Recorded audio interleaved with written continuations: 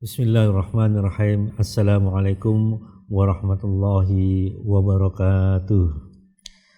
Alhamdulillah wassalatu wassalamu ala Rasulillah wa ala alihi wa sahbihi wa mawala wa ba'du. Kawan sekalian, alhamdulillah pada kesempatan kali ini kita bisa melanjutkan pelajaran kita tentang hadis Al-Arba'in. Yang kali ini kita masuk pada hadis ke-24. Karena hadis Qudsi ini cukup panjang, maka akan saya bacakan sedikit demi sedikit, kemudian kita sampaikan terjemahan atau tafsirnya, dan kemudian kita sampaikan beberapa faedah dari tiap-tiap yang kita bacakan matannya. Al-Hadis Ar-Rabi' wal Ishrun Tahrimuz Zulm, yaitu hadis ke-24 tentang pengharaman amal atau perbuatan kezaliman. An Abi Dzar Al-Ghifari radhiyallahu anna Nabiyya sallallahu alaihi wasallam fima yarwihi an rabbih azza wa jal annahu qala Ya ibadi inni haramtu zulma ala nafsi wa ja'altuhu bainakum muharraman fala tadzalamu. Dari Abu Dzar Al-Ghifari meriwayatkan dari Nabi sallallahu alaihi wasallam yang diriwayatkan dari Allah azza wa jal, dia berfirman, wahai hambaku, sesungguhnya aku telah mengharamkan atas diriku kezaliman, maka aku buat atau aku jadikan hal tersebut haram, atau kezaliman itu haram atas kalian semua. Maka jangan saling berbuat zalim di antara kalian.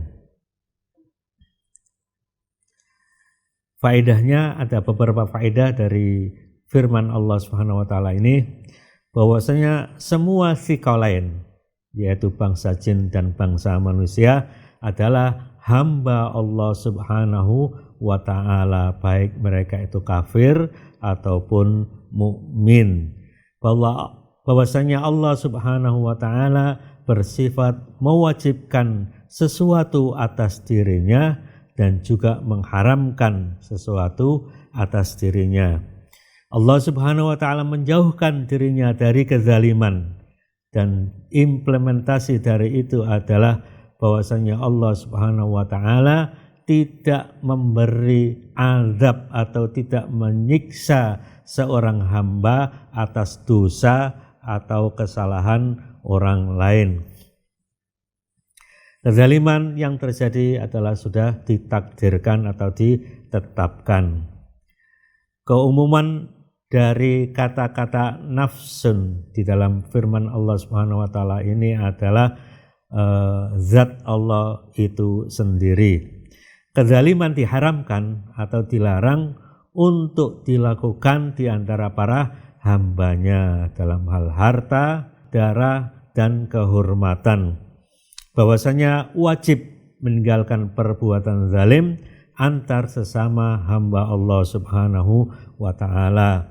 Pengharaman dan pelarangan dari kezaliman ini sejak awal dulu dan akan berlanjut sampai seterusnya.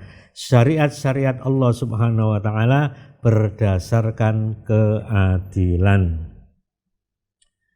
Kita lanjutkan firman Allah selanjutnya. Ya ibadi kullukum dallun illa man hadaituhu fastahduni ahdikum. Wahai hambaku sekalian, tiap-tiap kamu adalah tersesat kecuali yang sudah kuberi petunjuk. Maka mintalah petunjuk kepadaku, niscaya akan aku beri. Dasar dari mukallaf pada awalnya adalah dalam kesesatan, tidak tahu dengan kebenaran dan meninggalkan kebenaran tersebut. Bahwa apa yang diperoleh seorang hamba, baik itu ilmu ataupun hidayah, maka semata-mata itu adalah dari Allah Subhanahu wa ta'ala. Hadis ini merupakan petunjuk untuk mendapatkan hidayah dari Allah Subhanahu wa ta'ala. Sebagaimana perintahnya, fastahduni, mintalah kalian semua kepadaku hidayat atau petunjuk. Hidayat ada dua macam, hidayatul bayan dan hidayatul taufik. Hidayatul bayan atau hidayah penjelasan atau petunjuk, dan ini diperuntukkan untuk seluruh mukallaf, dan petunjuk ini ditakdirkan untuk makhluknya. Sedangkan hidayah taufik yaitu mereka yang menerima kebenaran dan mengamalkannya, dan hidayah ini khusus diberikan oleh Allah kepada orang-orang yang dikehendakinya. Doa adalah di antara sebab untuk mendapatkan hidayah. Hidayah hanya diterima dari Allah Subhanahu wa ta'ala. Bahwasanya orang yang telah mendapatkan hidayah, maka dia tidak akan tersesat. Begitu juga sebaliknya, orang yang disesatkan, maka dia tidak akan mendapatkan petunjuk atau hidayah. Firman Allah selanjutnya, ya ibadi kullukum ja'i'un illa man at'amtuhu fastat'imuni ut'imukum. Wahai hambaku, kalian semua adalah lapar atau orang-orang yang lapar, kecuali yang telah aku beri makan, maka mintalah makan kepadaku, niscaya aku beri. Faedahnya, hadis ini merupakan penjelasan kepada semua hamba dengan kondisi butuhnya mereka kepada Allah Subhanahu wa ta'ala dalam semua sisi kehidupan. Butuhnya mereka kepada Allah Subhanahu wa ta'ala sampai pada makanan dan minuman. Hadis ini juga merupakan petunjuk untuk mendapatkan hal-hal tersebut, mintanya hanya kepada Allah Subhanahu wa ta'ala. Doa merupakan salah satu sebab untuk mendapatkan apa yang ada di sisi Allah Subhanahu wa ta'ala. Berdoa disyariatkan baik dalam memohon urusan dunia ataupun akhirat. Doa tidak menafikan atau tidak meniadakan sebab-sebab sunnah kauniyah. Ya. Selanjutnya, sesungguhnya Allah sajalah yang memberi hambanya makan dan minum. Sebagaimana firman Allah Subhanahu wa ta'ala dalam surat Asy-Syu'ara ayat 79, walladzi huwa yut'imuni wa yasqin. Juga di dalam surat Al-Baqarah ayat 60, kulu wasrabu min rizqillah. Semua makanan yang diperoleh oleh hambanya pada hakikatnya adalah dari Allah Subhanahu wa ta'ala, meskipun ia memperolehnya dari orang lain. Daf'ut takdir bit takdir, artinya memenuhi satu takdir dengan takdir yang lainnya. Seperti untuk menyelesaikan lapar, maka harus dengan berdoa dan makan. Bahwa ketika Allah Subhanahu wa ta'ala memberikan rizkinya kepada hambanya, maka tidak seorang makhluk pun yang mampu dan bisa memberi makan kepadanya. Firman Allah selanjutnya, ya ibadi kullukum arin illa man kasautuhu fastaksuni aksukum. Wahai hambaku, kalian semua adalah orang-orang yang telanjang kecuali yang telah aku beri pakaian, maka mintalah kepadaku pakaian, niscaya akan aku beri. Hadis ini menunjukkan bahwasanya semua hamba Allah butuh kepada Allah Subhanahu wa ta'ala dalam hal pakaian. Ini merupakan juga petunjuk untuk memohon kepada Allah saja dalam hal pakaian. Disyaratkannya berdoa meskipun dalam urusan dunia, makan, minum, pakaian. Bahwasanya hanya Allah sajalah yang memberikan hamba-hambanya berupa rezeki, berupa pakaian, dengan maksud untuk memudahkan hamba-hambanya untuk menutup aurat mereka. Apa yang diperoleh dari rizki berupa pakaian pada hakikatnya adalah rizki dari Allah Subhanahu wa Ta'ala, meskipun jalan memperolehnya dari usahanya sendiri ataupun melalui perantara hambanya yang lain. Balik lagi, taf'ut takdir bit takdir, yaitu memenuhi satu takdir dengan takdir yang lainnya, yaitu dengan cara berdoa memohon kepada Allah agar dimudahkan dalam urusannya berusaha untuk mendapatkan rizki, diantaranya adalah berupa pakaian. Ketika Allah Subhanahu wa Ta'ala memberi rizki hambanya berupa pakaian, maka tidak seorang makhluk pun yang bisa memberinya pakaian. Bahwa hidayah untuk keluar dari kesesatan lebih penting dari sekedar makanan dan pakaian. Dengan hidayah, ruh bisa berbahagia. Dengan hidayah pula, jasad bisa tumbuh dan berkembang. Firman Allah selanjutnya, Ya ibadi innakum tukhti'una bil-laili wan-nahar wa ana ughfiru dzunuba jami'an fastaghfiruni ughfir lakum.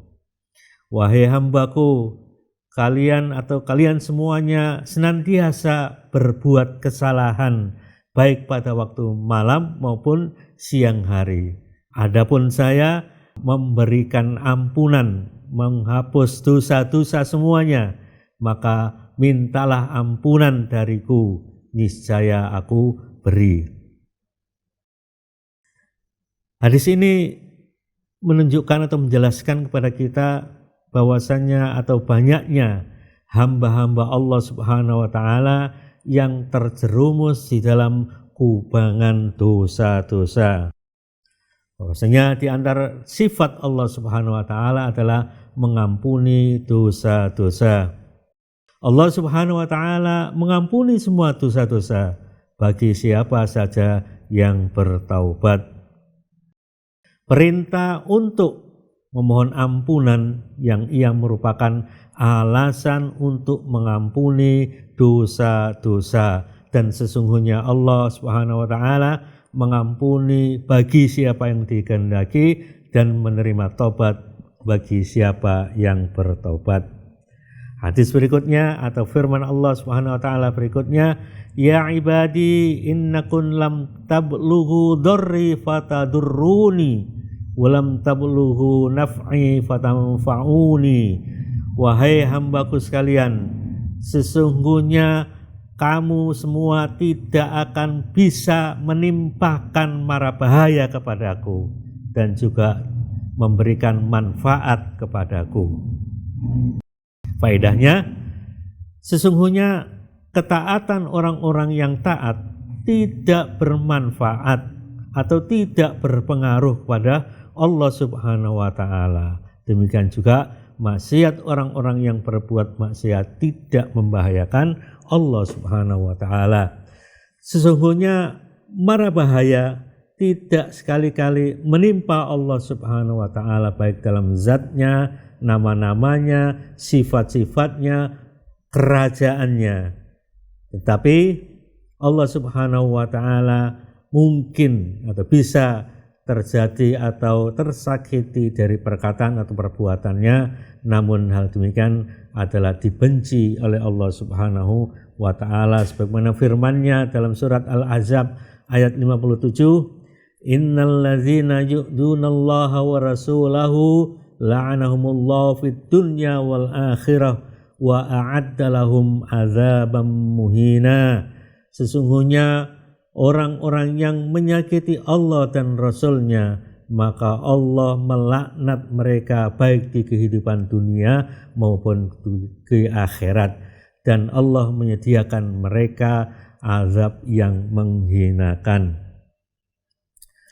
Allah Subhanahu wa Ta'ala Maha Kaya dan tidak membutuhkan hamba-hambanya, dan Dia tidak menciptakan untuk memperkuat suatu yang lemah, tidak menambah jumlah mereka yang sedikit, memuliakan mereka dari kehinaan, akan tetapi mereka semua diciptakan hanyalah untuk beribadah. Firman Allah Subhanahu wa taala selanjutnya, ya ibadi law anna awwalakum wa akhirakum wa insakum wa jinnakum kanu ala atqa qalbi rajulin wahidin minkum ma zada dzalika fi mulki syai'a. Ya ibadi law anna awwalakum wa akhirakum wa insakum wa jinnakum kanu ala afjari qalbi rajulin wahidin minkum ma naqasa dzalika min mulki syai'a. Ya ibadi law anna awwalakum wa akhirakum wa insakum wa jinnakum qamu fi sa'idin wahidin fasa'aluni fa'ataitu kulla insanin mas'alatahu ma naqasa dzalika mimma indi illa kama yanqusul mikhyatu idza udkhilal bahra. Wahai hambaku, jika orang-orang terdahulu kalian dan orang-orang terkini kalian, juga umat manusia dan para jin, semuanya bertakwa sebagaimana takwanya seseorang di antara kalian, maka hal tersebut tidak menambah keagunganku sedikit pun. Jika orang-orang terdahulu kalian dan orang-orang terkini kalian, juga umat manusia dan jin, mereka berhati jahat seperti orang yang paling jahat di antara kamu, maka itu tidak akan mengurangi kekuasaanku sedikit pun. Wahai hambaku, jika orang-orang terdahulu dan terkini kalian, juga umat manusia dan para jin, semuanya berada di satu tempat untuk meminta kepadaku, dan aku penuhi semua permintaan setiap mereka, hal itu tidaklah mengurangi milikku sedikit pun, sebagaimana sepadang jarum yang dimasukkan ke dalam lautan.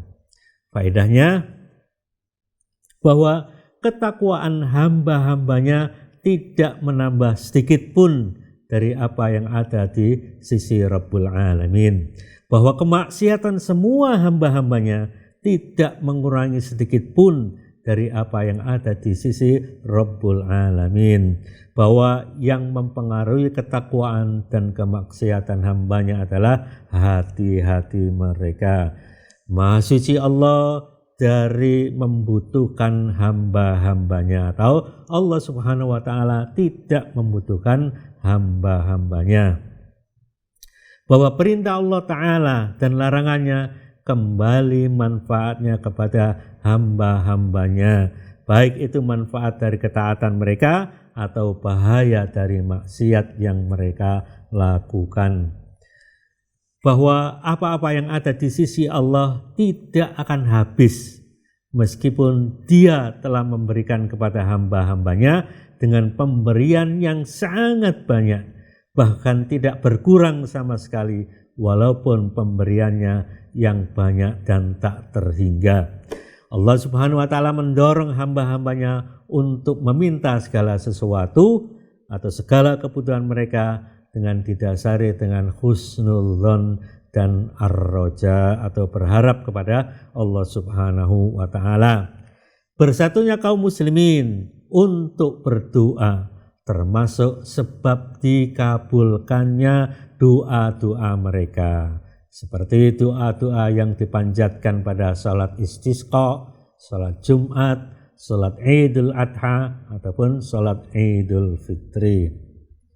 Firman Allah Subhanahu wa taala selanjutnya dari hadis ini, ya ibadi innama hiya a'malukum uhsiha lakum summa uwaffikum iyyaha faman wajada khairan falyahmadillaha wa man wajada ghaira dzalika fala yalumanna illa nafsahu. Wahai hambaku, sesungguhnya semua itu adalah amal perbuatanmu.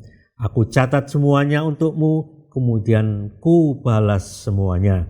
Maka barang siapa yang mendapatkan kebaikan hendaklah memuji Allah Subhanahu wa taala, dan barang siapa yang mendapatkan selain itu janganlah menyalahkan kecuali dirinya sendiri.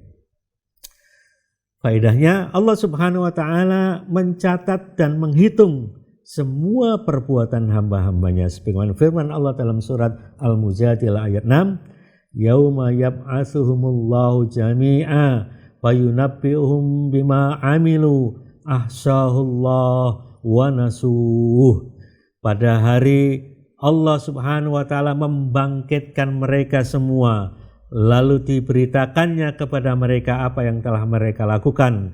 Allah mengumpulkan atau mencatat amal perbuatan itu padahal mereka telah melupakannya. Al-Mujadilah ayat 6. Tujuan dari perhitungan amal perbuatan mereka adalah untuk diberi balasan atas amal perbuatannya.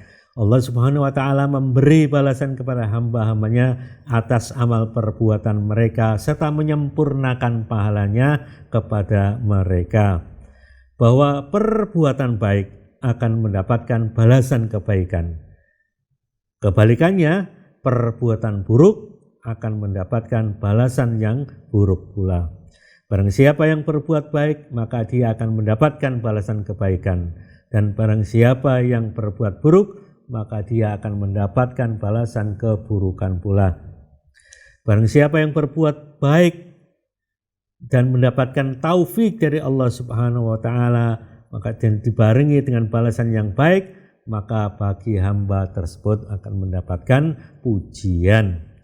Barang siapa yang berbuat keburukan dan dia mendapatkan balasan keburukan dari hal tersebut, maka sungguh Allah telah mengabarkan bahwa penduduk surga memuji-muji Allah Subhanahu wa taala saat memasuki surga, dan bahwa penduduk neraka maka mereka mengakui akan perbuatan-perbuatan dosa mereka. Penetapan kalam Allah atau Allah Subhanahu wa taala berbicara sebagaimana dalam firman-Nya dalam surat An-Nisa ayat 164, wa kallamallahu Musa taklima, dan seterusnya. Ada banyak firman Allah yang menunjukkan hal itu. Dan yang terakhir dari faedahnya adalah dibolehkannya mubalaghah dalam suatu pembicaraan.